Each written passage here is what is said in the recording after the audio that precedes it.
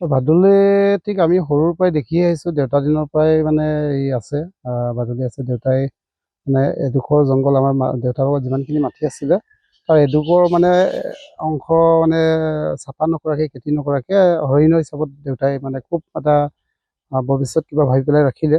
তো এইখিনিতে চাৰিওফালে বনানীকৰণ শেষ হ'ল কাৰণে গছ গছনি নাই চাৰিওফালে। ঠিক তেতিয়াৰ পৰাই মানে বাদুলি ইয়াত থাকিবলৈ আৰম্ভ কৰিলে। সিহঁতে খুব মানে নিৰাপত্তা অনুভৱ কৰিলে, ছেফটি ফিল কৰিলে। তো তেতিয়াৰ পৰা বাঢ়ি আছে। তো আমি কেইটাও ভাই ককাই আমি দেউতা মৰি যোৱাৰ পিছতো আমি গছ গছনি ৰুই জংঘলটো অকণমান ভলিউম মানে যিটো আয়তন অলপমান ভৰাই আৰু বেছি তাৰমানে সিহঁতৰ বংশবৃদ্ধি হ'বলৈ ধৰিলে। অনুমানিক ঠিক তেনেকৈ হিচাপ কৰাটো সম্ভৱ নহয়, তথাপিও অনুমানিক প্ৰায় 20-25 হাজাৰ তেনেকৈ হ'ব। একেষাৰে কোৱাটো অলপ কঠিনেই হ'ব। ইমান বাদুলি আছে? হয়।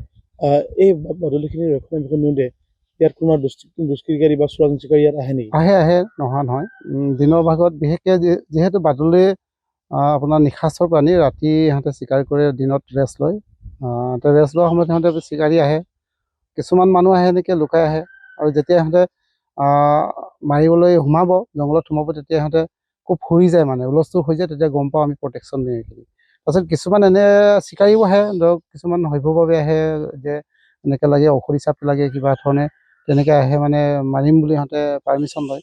তো সিহঁতক ধুনীয়াকৈ বুজাই বঢ়াই পঠাওঁ যে এইটো ঔষধটো তেনেকৈ কোনো কথা নাই, সিহঁতে এটা বিলুপ্তপ্ৰায় প্ৰজাতি, তো সিহঁতক মাৰাটো ইমান এটা কিবা কথা নহয়। আমি এনেকৈ ইমান দিন ধৰি প্ৰটেকশ্যন কৰি আহিছোঁ, সিহঁতক বুজাই বঢ়াই ধুনীয়াকৈ কৈ পঠিয়াওঁ।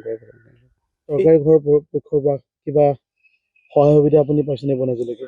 সহায় সুবিধা তেনেকৈ বিশেষ পোৱা নাই, তথাপিও আহিছে, কেইবাবাৰো নিউজ কৰিছে আমাৰ ৰিপৰ্ট যোনাই স্থানীয় সাংবাদিকসকলে আহিছে।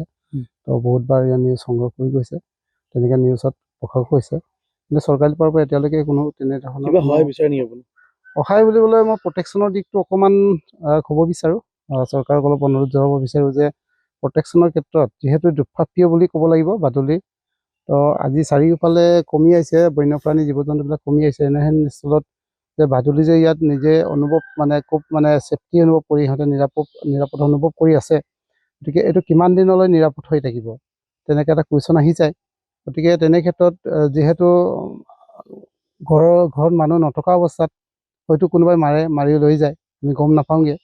গতিকে তেনে ক্ষেত্ৰত অলপমান নিৰাপত্তাৰ দিশটো অলপমান যদি আমি সংৰক্ষণ কৰাৰ ক্ষেত্ৰত অলপ বেছি সুবিধাজনক হ'ব বুলি ভাবোঁ। এই ক্ষেত্ৰত চৰকাৰে যদি ফেঞ্চিং বা অলপ বেৰা জাতীয় তেনেকৈ ধৰক ব্যৱস্থা কৰি দিয়ে, এইখিনিয়ে চৰকাৰৰ প্ৰতি মোৰ সুবিধা হ'ব। কিমান বিঘা মাটি আপুনি এই বাদুলিসকলৰ কাৰণে আপোনালোকে সংৰক্ষণ কৰি ৰাখিছে? প্ৰায় 20 বিঘামান মাটি হ'ব। সকলোখিনি মাটি ম্যাদী মাটি। এই বাদুলি থকাৰ কাৰণে আপোনাৰ খেতি বাতি কোনো নাই কৰা? একো নাই কৰা, জংঘল হৈ থাকিব দিছে। হয়।